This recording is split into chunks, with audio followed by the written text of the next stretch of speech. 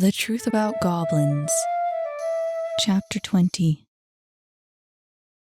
"Oh, come on," said Yin. "You're talking nonsense, aren't you?" "Delusions of grandeur, as usual," said Telekinetic. Kit laughed. Taking his usual seat amongst the performers for their late-night conversation, he had stolen the spotlight with his retelling of the adventure in the mines. With his twisted ankle propped up on a stool, he finished explaining how they had managed to escape, omitting the detail that he had been carried for much of the way. "If you don't believe me, ask Annie," he said. "She was with me the whole time." "Where is Annie?" asked Yin. "Where do you think?" he said. "Back at home, resting up and grabbing some grub. She's spent like you wouldn't believe."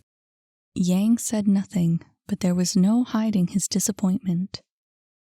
"Here's the mother load, dude." Mikau joined the group, a heavy wooden box in his arms. "You need it? I got it." He placed it on the table and sorted through a collection of bottles. "I don't know if this one will work," he began, shaking a vial. "But it sure gets the pain whenever my hand cramps up." He took out another bottle. "And this'll take down the swelling." Kit grabbed them. "Sounds good. How much do you want for these?" Mikau raised his hands in protest. "I'm not running no pawn shop, dude. But if you're feeling charitable, maybe you could spot me some of your mom's all-natural hair grower?" "Gotcha," said Kit, applying the tonics to his sore ankle. "But what do you want hair grower for?" "Wouldn't mind some volume, if you know what I mean." He ran his fingers through his hair, a vivid shade of blue. "The ladies dig luscious locks." "Whatever floats your goat, I guess." Kit sighed in relief, watching as the swelling vanished. "Gee, that's some good stuff. You have no idea how much it hurt. Felt like someone was stabbing me the whole time I was singing." He rubbed his shoulder. "My arms were killing me too." "Really?" said Mikau. "No one would have guessed. You were pretty cool out there." "You did well, Jack," agreed Yin. "Well, what can I say?" He leaned back in his seat.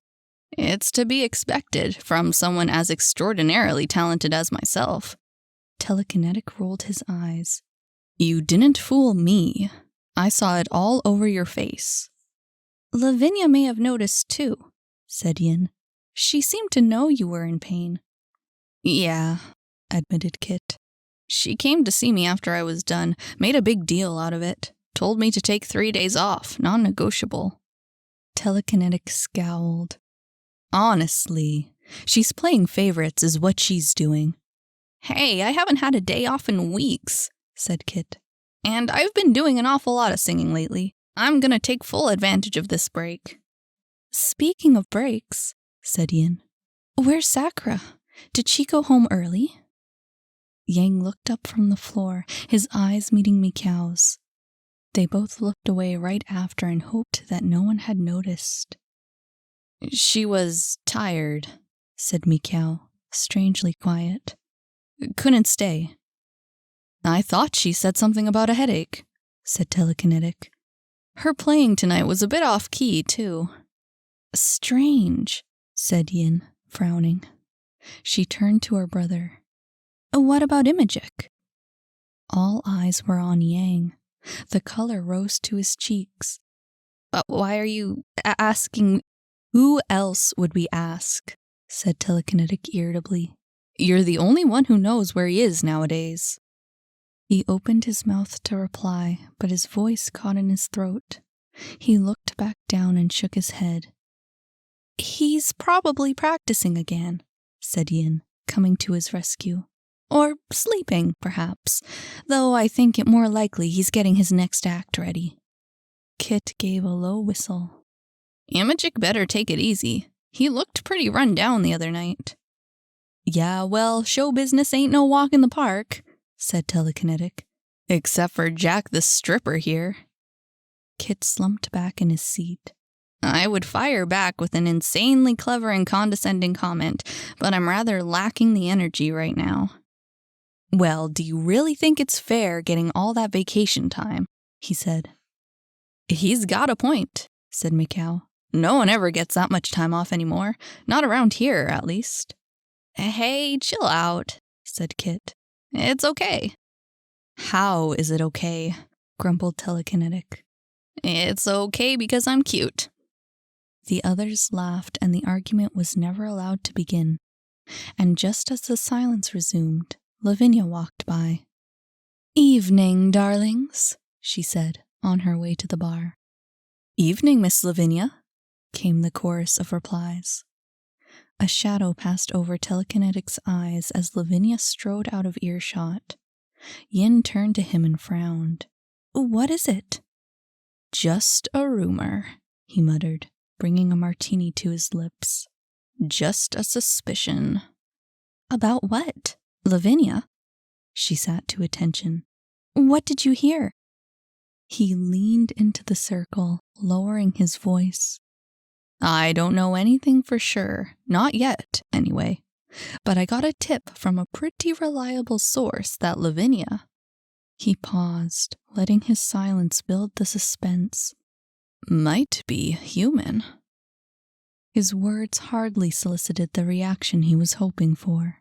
Almost everyone rolled their eyes and groaned. Bogus, said Mikau. Don't believe it, not for a second.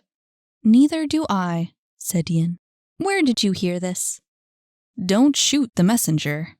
He leaned back in his chair. I said it was a rumor. Nothing's for sure.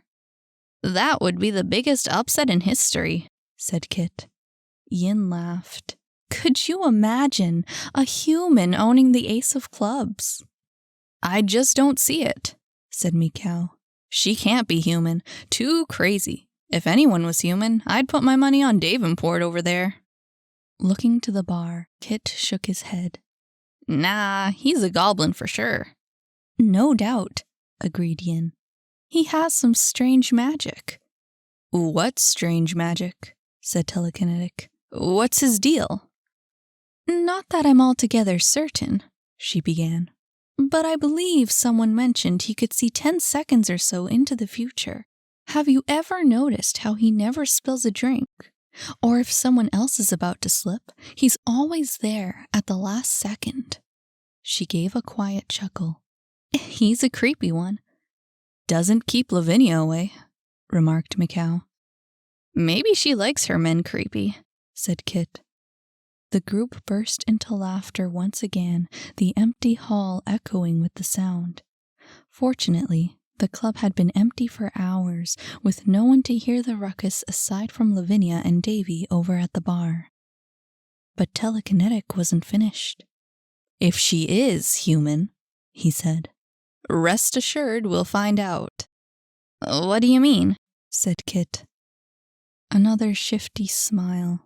Telekinetic pulled out a small object from his pocket. I'm going to find out for sure. Kit stared at the black rock, his eyes widening as it changed to violet in Telekinetic's hand. Hey, that's... Hemanite? Yin frowned. Where did you... I didn't steal it, if that's what you're thinking. He tossed it in the air, its light fading back to black until he caught it again. Just because I work at the club doesn't mean I'm dirt poor like all of you. Low blow, dude. Mikau eyed the stone, arms crossed. What you planning on doing with it? What do you think? He tossed it up again. I'm going to find out if there's any substance to this rumor. And if there is, believe me, there'll be hell to pay. What are you even talking about? Said Yin. Humans messing with goblins, that's what I'm talking about. He turned his attention back to his drink. Didn't you hear what happened at the old theater? Who hasn't? She said. But you can't possibly think it was a transgressor attack. I know it was, he said. And I can tell you exactly who's behind it, too. Who? Asked Mikau. Rumpelstiltskin, he replied. They all went silent. He had said it so casually, almost without thinking. Strangely enough, it was this fact alone that set everyone on edge. Yin was the first to speak. I don't know, Kinetic. You've been wrong about rumors before. Maybe, he admitted. But I wouldn't be surprised if it was him. You know who died in the explosion, right? No, said Mikau. Paper didn't say. Well, hold on to your hats, because this one's a shocker. He smiled, relishing the attention. One was just a meddler, apparently, and the other... Once again he paused, savoring the suspense. Bellator. Everyone was stunned. Kit in particular couldn't disguise his shock. No way, he exclaimed. Not in a million years. This isn't just a rumor, said Telekinetic. I overheard the whole thing from a group of meddlers. Bellator is gone, dead, burnt to a crisp. Ridiculous, said Yin. It can't be. Well, that's what you get, imposing all those rules and regulations, he said. Everyone knew he was pro-human. His grin grew wider. And to make it even sweeter, I heard he was actually going after transgressors, fighting to bring them down. Now, if Rumpelstiltskin was in town, and he was busy recruiting, wouldn't it make sense for him to roast the competition? Are you sure it was Bellator? Kit still couldn't believe it. True, Bellator had been fairly strict at times, but he had always been forgiving, especially to Kit. How many times had he been in his office? To think that he was gone. How many times do I have to say it? Yes, he's dead. Telekinetic downed the last of his drink. I'm telling you, things are starting to shift. Transgressors are on the rise. He stood, hemonite in hand. And any day we're rid of a meddler is a good day, in my opinion. Catch you all later. With a heavy sigh, Mikau placed the vials back into the box. You done with the merch, dude? Yeah, said Kit, unusually quiet. Thanks. Come, Yang, said Yin. Let's go. I think we've had enough for one night. The twins rose from their seats. Goodbye, all. Take care of that ankle, Jack. Thanks, he said. The others followed soon after. Kit watched as they left, readjusting the bandage over his ankle and preparing to limp home. When he finally collected his things, he took a deep breath and started towards the exit. Bellator.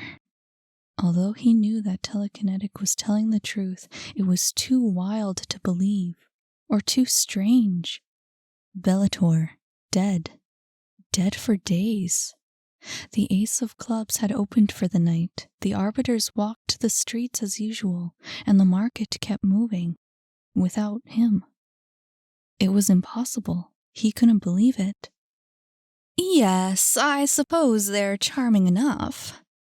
Kit stopped, jolted from his thoughts by Lavinia's sultry voice. But really, I'm so not interested in that VIP crowd. She and Davy were still at the bar, exchanging conversation in private. Their voices drifted around the corner, but Kit couldn't see them, and they couldn't see Kit. Seized by curiosity, he inched closer to the wall. Bellator's death vanished from his mind as he heard Davy offer a cool reply. Is that so? He said, blatantly uninterested. Kit had to stifle a snicker. Yes, darling, exclaimed Lavinia, unaware of the eavesdropper around the corner. They're simply not my type, as they say. She gave a flirty giggle. I like the strong, quiet type. Davy didn't contribute much to the conversation, aside from pouring her another drink. So what's your type, Davenport darling? She asked. What kind of woman just drives you bonkers? Again, Kit had to keep himself from laughing. He could imagine Davy's face, bright red. Davy paused. I don't have a type. Come now, she exclaimed, as if enjoying a dirty joke. Everyone has a type. Or are you just too shy to say? She giggled again. You don't have to be shy around me, darling. Lavinia will keep all your little secrets. The barman offered no reply. Met with silence, Lavinia said nothing, not until Kit heard her sigh in defeat. There was a loud thump. Kit gasped as Lavinia's drink flew right past his hiding place, falling to the ground and shattering to pieces. I know you can't resist me. This time, Kit didn't hesitate. He poked his head around the corner and saw everything. With half her body spilling over the counter, Lavinia had thrown aside her drink and lunged at Davy's bow tie, refusing to release her hold as she pulled him close. I know you want me, she said, her cherry lips inches from his. Just one night, Davy, you and I. Forget about everything else and surrender just this once. She tightened her grip. Ravish me, Davenport. But as she leaned in for the kiss, he pushed her away, furious. Get away from me. You're a grown woman, for crying out loud. What are you thinking, acting like this? He recoiled from her outstretched hand. It's disgusting. Eyes wide, Lavinia froze in place. And as the seconds passed, it looked as though she wasn't going to move. But she eventually backed away, the glow in her eyes replaced by tears. Davy looked down and turned his back on her. I have to clean up, he muttered. And that was it. She burst into tears on the spot. Sobbing, she ran from the bar to her dressing room backstage. Stunned, Davy left the bar, and for a minute it looked as though he might have gone after her. But he only stood there in silence, listening as Lavinia slammed her door backstage. The sound echoed off the walls of the empty club, all the louder against the silence. He shut his eyes tight, as if to block out the noise. When he opened them, he looked to where Kit was standing. The color rose to his cheeks. I saw that coming, he said, apparently not surprised in the least by Kit's sudden appearance. I just didn't know what to do. Not about to judge. Even though she was backstage, Kit could still hear Lavinia's sobs drifting past the tables and back to the bar. Maybe you should apologize or something. Davy sighed and returned to the counter.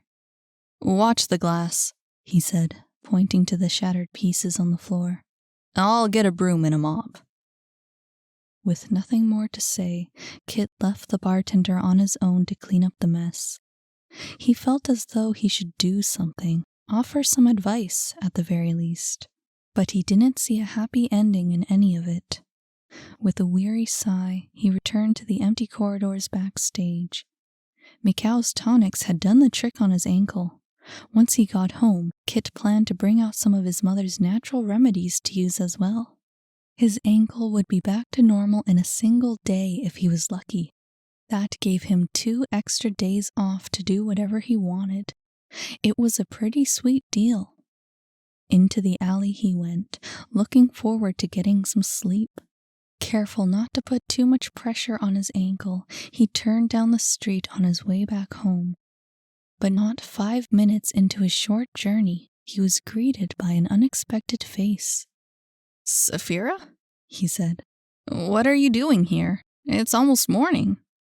I have to talk to you. She stepped out of the alley and onto the street. And Annie, if she's still awake. She's at home, he said. But we'll find out once we get there. He gestured for her to join him. Why? What's up? It's about Timothy, she said. I was wondering if you could help me with something. Depends on what, he said, aching to be back in his bed. What is it? When we get to Annie, I'll tell you. Nothing more was said until they arrived at Kit's apartment. Despite his sore ankle, he insisted on using the ladder to get into the 3rd-floor window. It was a strange sight, watching him climb a ladder using only one foot, but the two made it back to the bedroom without any bumps or bruises. "Wait here," he said, motioning to his bed. "I'll go get Annie." Careful to keep silent, he snuck along the hallway, which was quite difficult with a twisted ankle, but he managed to make it to Annie's room without waking anyone else. He knocked softly. "Annie?" he whispered. "You still up?" The door opened almost instantly. There she stood, large bags under her eyes, looking anything but relaxed. "Yeah, I'm up. What is it?" "Saphira's here," he said. "She wants to tell us something." Giving her the once-over, he added, "Couldn't sleep?" "Nightmares," she said, closing the door behind her. "And I keep feeling earthquakes. When are they going to stop?" "The worst should be over," he said, guiding her back to his room. "It's only when they're drilling or pumping that it gets bad." Saphira was waiting on the bed when they arrived. Kit pulled out a candle from his dresser and lit its wick, placing it on the floor. The other two came and joined him around the light. "What's going on?" said Annie. "I want to ask a favor of you two," said Saphira. "You don't have to say yes, but I thought that, after tonight, it was time to let you know." "Let us know what?" said Kit. "Before I begin," she said, "you have to promise not to say anything about this to anyone, all right?" Kit smirked. My, full of secrets, aren't we, Princess?" "I know, and I'm sorry. But this one isn't about me. It's about Timothy. That's why you have to keep it a secret." She sighed. "He can't trust anyone. It took him forever to open up to me about it. But after tonight, I believe I can trust both of you with this. And Timothy needs help." "We won't say a word," said Annie. "We'll help if we can. But what is it?" She took a deep breath.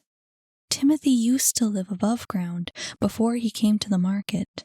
The only reason he's here now is because he's looking for someone." "Who?" asked Kit. "His son," she replied. "What? Timothy's got a kid?" He stared at her in disbelief. "I thought he was 16. Annie rolled her eyes. "Kit, I'm almost 16. Get real." "To be honest," said Saphira, "I was surprised as well. He has such a youthful look about him. It's hard to imagine the trouble he's been through." "What sort of trouble?" asked Kit. "His son." Her gaze dropped to the floor. "He was kidnapped by a goblin, brought underground to the market. Timothy has been searching for months." "But he hasn't found him?" said Annie. "Wouldn't someone have seen him?" "That's just it," she said. "His son is, well, he's only a baby." "A baby?" said Kit. "Someone kidnapped Timothy's baby?" "That's terrible," said Annie. "To think of a baby ripped away from its parents." Timothy's plight struck a chord with her. "I guess it's not uncommon," said Kit grimly. "Definitely not the first time a goblin's kidnapped a human baby."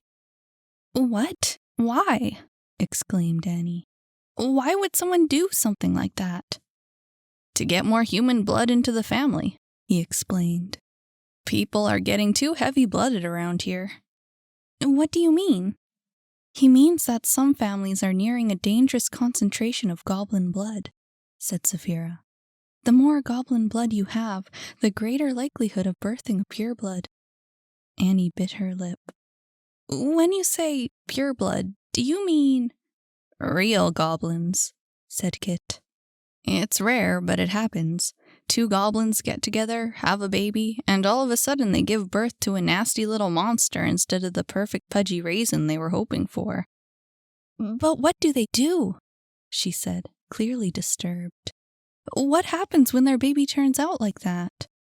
"I don't know how they do it," he began, "but the arbiters always seem to know when it happens. Within hours, minutes even, they're knocking at the door. Without warning, they come in, take the monster away, and kill it. The parents are left with nothing. That's harsh, she said. They're monsters, said Saphira. They don't merit your sympathy. I guess not, she said, reluctant. Anyway, continued Saphira, what matters is that Timothy's son is missing, lost for months. He's been working like a maniac trying to find him, but the waiting's become unbearable. I fear he's beginning to lose hope. She cast an anxious glance out the window. He needs help. He's been following a lead, but lately he hasn't made any progress. He's desperate. It's a tough one, admitted Kit.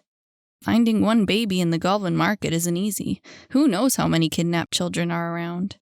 I'm not about to give up, she said. Timothy told me the story about him and his wife. She died in childbirth. His son. She looked away, unable to meet the curious gazes of her friends. That baby is the only family he has left. He's the living memory of his wife. She was on the verge of tears. I want to help. I've been trying to help, but I don't know how. All I know is that I can't give up, for Timothy's sake. She looked to her friends. Will you help me? Ah, you cutie, of course we'll help you, said Kit. We'll find him, promised Annie. I don't know where we would start, but... I have a couple ideas, said Kit. Do you have any other info? Any names? Any faces? Nothing, said Saphira. But I'll get back to you on that. I have to get Timothy to confide in me just a little more. You shouldn't have too much trouble with that, said Kit, rising to his feet. Let us know when you make some progress. Will do, she said, also rising from the floor as she made her way to the window. Thank you, both of you. No problem, said Annie. After all, Timothy came to our rescue. It's only right that we help him out as thanks. Yep, said Kit. We'll be sure to keep our eyes and ears peeled from now on. If we catch wind of anything at all, we'll let you know. She smiled, hesitating at the window for one moment longer before vanishing into the night. The other two were left in silence. Kit turned from the window, mulling matters over in his head. So, that's Timmy's big secret. Never would have guessed. But Annie's mind was on a different subject. Is it true what you said about the, goblins? She stared at the little candle on the floor. Does that really happen? Well... He drew closer, the flame casting an eerie light across his face. It's one explanation. One? She frowned. I don't get it. What are you talking about? The goblins, he said simply, and how the little nasties end up in people's cribs. Eager as she was to look away, she held his gaze. I still don't get what you're trying to say. People blame it on wonky genetics, he said. That way, when the arbiters come to take the thing away, there's no one to blame. It's a fluke in fate. A wry smile played across his lips as he leaned in towards her. But rumor has it there's another side to that story. She pulled away. You're trying to scare me again, aren't you? He rolled his eyes. Do you want to hear it or not? She relented, too curious to interrupt. People get pretty desperate, he continued. Desperate enough to make some crazy promises. Remember that guy we were talking about at the club, Rumpelstiltskin? Yeah. She eyed him suspiciously. What does a goblin magician have to do with anything? You know the fairy tale, he said, waving his hand. Rumpelstiltskin makes a deal, he spins the straw into gold. Remember what the lady has to give him on the third night? Although she didn't quite remember the story, Annie made a guess. It was her baby, wasn't it? Her future firstborn. He nodded. Right-o. It's crazy, but some people are willing to give up anything to get what they want. So? She continued to stare at him, confused. That's just a fairy tale. What does Rumpelstiltskin have to do with little green goblins appearing in people's cribs? He smiled. But this is where fairy tales come true. There's been a lot of rumors about Rumpelstiltskin in the last few years. Lots of talk about him being a magician, causing trouble for the arbiters, and, well... He paused, letting the silence work away at her nerves. And what? She said finally. There's been talk about him being a kidnapper, he said. A baby snatcher. Caught off guard, Annie could only keep staring. Seriously? He nodded. He makes a deal, they break it. He comes back, takes his payment, and leaves a little green monster as a reminder not to mess with him. She listened, transfixed by the tale. Him, she said. You mean Rumpelstiltskin? Yup. And you can bet that if it really did happen, the parents, or the arbiters, would jump to try and cover it up with that phony genetics bit. But why would they try to hide it? She said. Wouldn't they want to stop him? To get the baby back? They made the deal, they pay the price. That part isn't like the fairy tale. No one wins when they're up against Rumpelstiltskin. He stretched his arms and yawned. Anyway, I don't know if it's true or not, but it does make you wonder. About what? About this whole Timothy business. He got to his feet. Aren't you curious about why his baby was kidnapped in the first place? I thought it was super common, she said, watching him shut the window. You guys seemed pretty convinced about the whole heavy-blooded thing. Still, he lowered himself back in front of the candle. I think I'd like to know a bit more, don't you? Saphira didn't even mention who the kidnapper was. Annie lowered her voice as she stood from the floor. You don't think... But Kit just laughed. Nah, I'm joshing ya. Yawning, he leaned down and blew out the candle. Bedtime. She said nothing. Sensing her anxiety, he asked, Are you okay? I'm a little jumpy. She shuffled her feet. It's really dark in my room. He paused. Wanna sleep here tonight? She hesitated. Yeah, if it's okay. It's fine, he said. You take the bed. I'll grab an extra mattress from the spare room. Oh, no, I'll take the floor. But he was already out the door. He returned minutes later, dragging the mattress behind him. And as he laid it flat on the floor, Annie was already in bed. He fluffed up a pillow as she mumbled something into the darkness. What was that? He said. Good night, she whispered. Night. Kit turned his eyes to the dark ceiling, reliving all that had happened that night. The caves, the mines, the show, and now this big secret. The last 3 days had been a whirlwind of an adventure. New places, new secrets, new people, new friends. He rolled over and stared at Annie. She had wrapped herself up in his blankets, her face half buried in his pillow. He couldn't help but smile when she started to snore.